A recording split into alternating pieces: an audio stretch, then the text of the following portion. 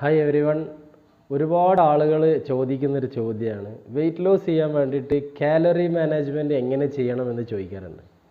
ഇതിൽ നമ്മൾ അറിഞ്ഞിരിക്കേണ്ട ഒരു സംഭവം എന്താണെന്ന് വെച്ചാൽ, കാലറി മാനേജ്മെൻറ്റ് എന്ന് പറയുന്നത് നമ്മൾ കഴിക്കുന്ന ഓരോരോ ഭക്ഷണത്തിനെ ബേസ് ചെയ്തിട്ട് വരുന്നതാണ്. ഇപ്പോൾ റൈസിനെടുത്ത് നോക്കുകയാണെങ്കിൽ ഒരു 25 ഗ്രാം റൈസ് വന്നിട്ട് 80 കാലറിയാണ്.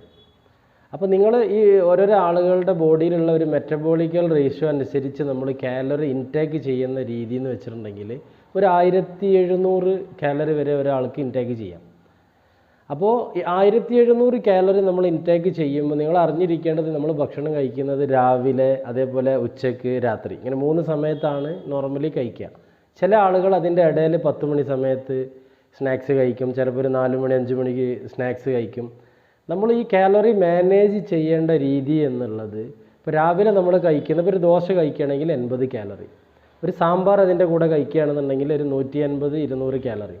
അപ്പോൾ ഒരു 3 ദോശ പ്ലസ് സാമ്പാർ എത്ര കാലറി? അതേപോലെ ഉച്ചയ്ക്ക് കഴിക്കുന്നത്, ഇപ്പോൾ ഒരു 25 ഗ്രാംസ് റൈസ്, വെന്ത ചോറ് 80 കാലറി. അപ്പോൾ ഒരു കോരി ചോറ് എത്ര ഗ്രാംസ് വരും?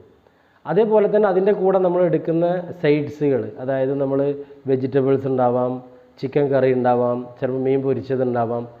ഇതുപോലെ നമ്മൾ കാൽക്കുലേറ്റ് ചെയ്തിട്ട് നമ്മൾ ഇൻടേക്ക് ചെയ്യുകയാണെന്നുണ്ടെങ്കിലാണ് നമുക്ക് വെയിറ്റ് ലോസ് ഉണ്ടാവാൻ സാധ്യത ഉള്ളൂ. അല്ലെങ്കിൽ ഒരിക്കലും നമുക്ക് വെയിറ്റ് ലോസ് ആകും.